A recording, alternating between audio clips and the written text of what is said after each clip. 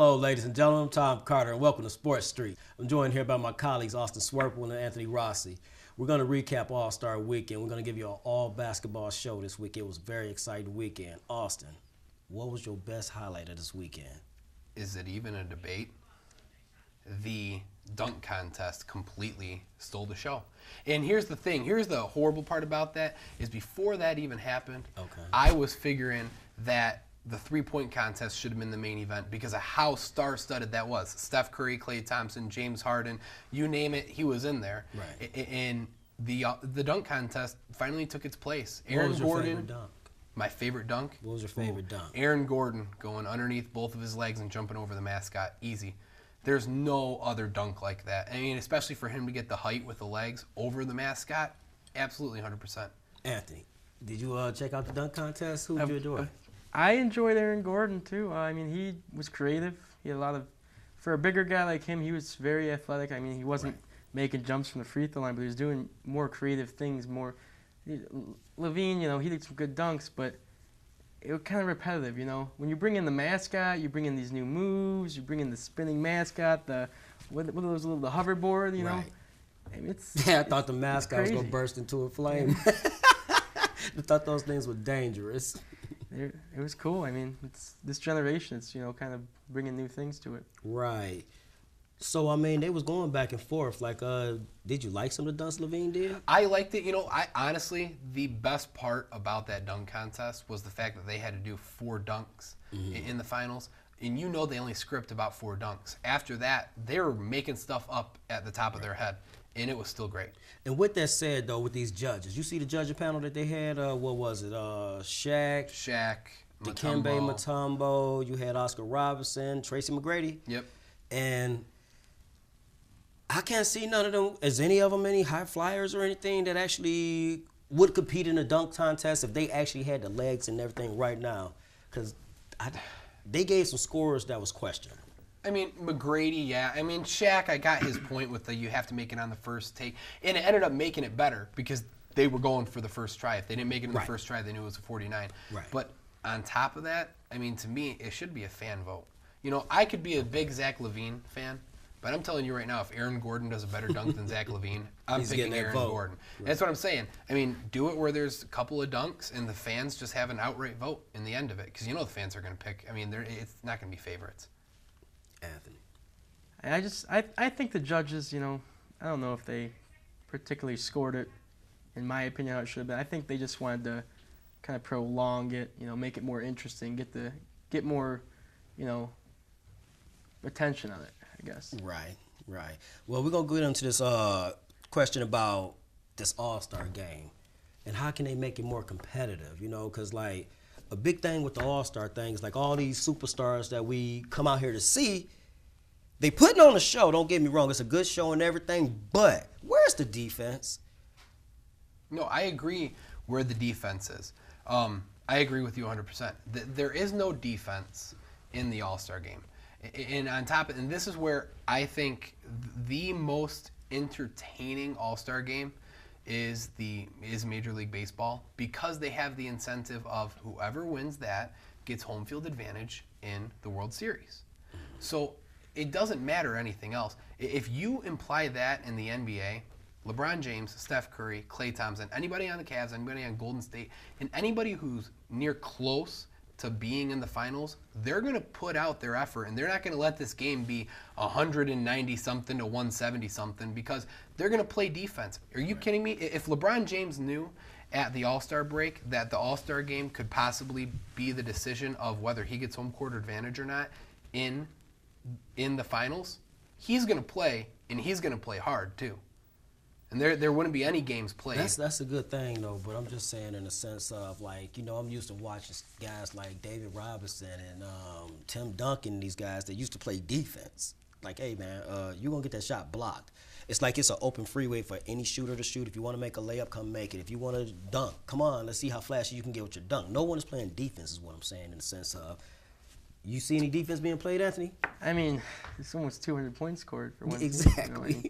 It's crazy. They need to give more incentives, like home court advantage or, prize money for the winning. Like hockey, you get $1 million if you win the All-Star game. So There's things like that need to be incorporated to make them. It's just fun for them. It's like they're playing in their backyard kind of thing. Exactly. And they just playing toss it up in the air. We got a lot of injuries around the league, man. You got Tyreek Evans out. You got Jimmy Butler injured. You got Marc Gasol over there out for the season. Blake Griffin's done for a minute. What's going on with these injuries? How soon you see any of these guys coming back, or do you think?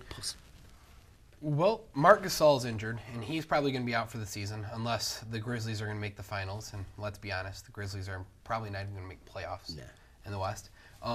Jimmy Butler is definitely an unfortunate situation for the Chicago Bulls, and especially because it's a knee injury. Because Derrick Rose has had a bunch of knee injuries there, so all the Chicago Bulls fans are holding their breath on this. Scared of them knees. Tyreek Evans is really bad for the Pelicans. He was injured to begin the season, and now he's injured again, and they're probably not going to have him for the rest of the season because he's done for the season because he had knee surgery.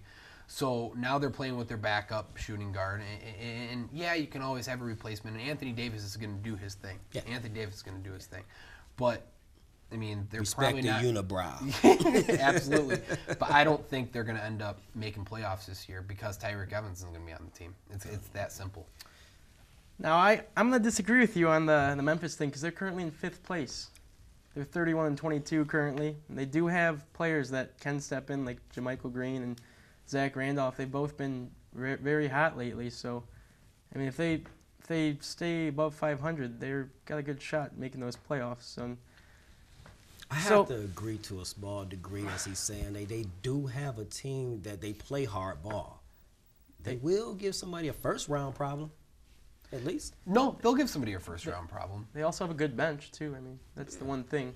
They're not very they're pretty deep. They don't have any all-stars really anymore. Good support players. They got support, yeah. No, I just think Marc Gasol's the center point of that team. And that's why I say they're not going to make it. I mean, it's just like you can't have your superstar out. And that was the reason, like the Atlanta Hawks, they were a great team, but they didn't have that one superstar that stood out. And I think that's the problem with the Grizzlies now is they have a good team, but they don't have that one superstar that stands out because Marc Gasol's gone. If Marc Gasol was in, there's their superstar. It's tough when you got to depend on the big man to do everything, though. It makes it tough back there. Well, Golden State over here, though, they have no problems. These boys is over here shooting the lights out this ball. Anthony, tell me, baby, you think these boys gonna make history? I mean, they've won more than 20. They need 25 games, 25 wins. They can afford 5 losses to beat the Bulls' 72-10 record. Right. If you do the math, what they're currently at, if they continue that pace, it's going to happen. And I would think they're only going to step up their game going towards playoffs, get the momentum going. Right. As long as they don't suffer any injuries, I think they'll be all right. Right. No, Golden State, here's the thing is they're going to lose games. We all know they're going to lose games. I mean, they lost to the Pistons, okay? Their first loss was to the Bucks. And they're going to lose games that they maybe shouldn't. Those were charitable losses. I agree to a sense, but it's like I said, when they play Cleveland, when they play San Antonio, they're going to step up, and they're going to win those games. Now, will they win every single one? No. But you know what? 27-3 is not impossible. They might completely blow out what the Bulls is. But the biggest question is, do they care about this more than they do about the playoffs and resting their starters? And I understand Golden State is their hot team right now that everybody talking about and everybody loving right now, watching their record and their season and all this stuff. San Antonio is coming to play, though. Those young men over there are going to give them a challenge. And that's where I'll be to kick them a little extra losses. Playoff time, I want to see them go battle. I'm on the San Antonio train, Rossi. Okay. I mean, I like San Antonio. They've been dominating the league too, but when they played Golden State, it was not really a battle. Golden State had control of the whole game. There was no point where San Antonio was up by a few points or anything. Well, see, somehow in San Antonio, man, from what I see between Green and my man's Kawhi Leonard, they're good, but I question their consistency. Because they have some games where they just like, how you like, come on, you make that shot all day, every day, and you jacking them down and down and down, trade them back and forth, and they have some games, they lights out.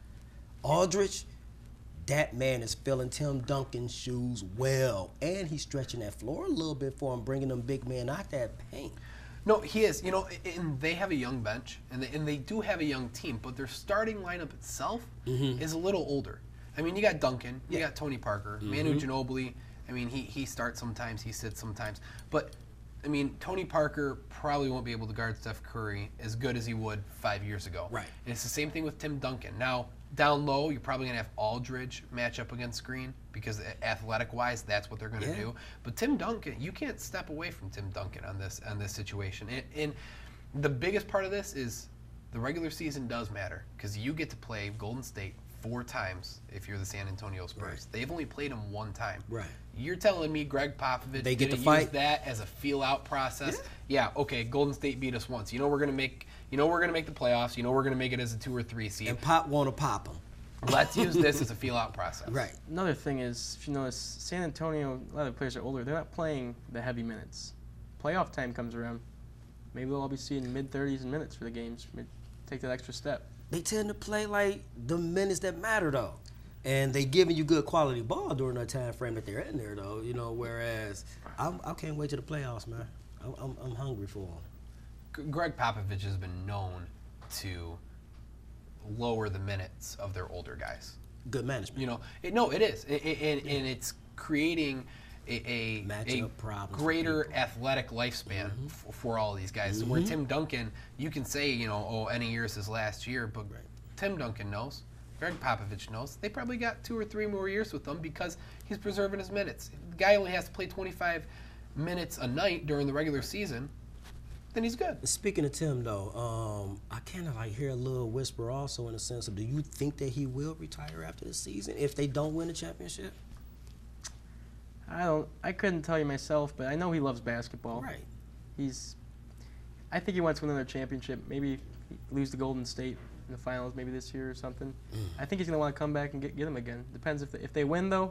You know, maybe he'll retire on top. But we'll see. I see. Right. So let him win on top. He probably go away. But if he lose, Tim might come back ready to fight. He's going to be hungry. What you think, Austin? I agree. He's going to want to win that last finals. And I want to see Spurs versus Cavs one more time. I want to see Tim Duncan go against LeBron. And I honestly wouldn't even care who wins that one. I just want to see that one more time because I wanted to see the old Tim Duncan versus the new LeBron James. That's wishful thinking, though, because, I mean, really, though, Golden State are going to the finals, and this is the problem that I'm having. Like, I just want to see them in the Western Conference Finals. I want to Golden State and San Antonio. I do, too. Let's go see whichever one of them come out of there, they're going to win the championship. Absolutely. Either one of them. It don't even matter which one of those teams come out of the West taking the championship. I agree. Who you guys think's going to come out of the East? East Coast, man, it's like we have good players on the East, but somehow it's not like a team. Look at Chris Bosh down in Miami. We'll see, I'm talking about another segment that we talking about right now because I don't like him in Miami right now. I don't. They depended too heavy on him. And you know, Dwayne Wade do his thing, but he fading. Just even in a sense as far as the East, because Miami is like, well, and Jimmy Butler's gone with Chicago. You know, he was their workhorse. Noah, the East is hurting.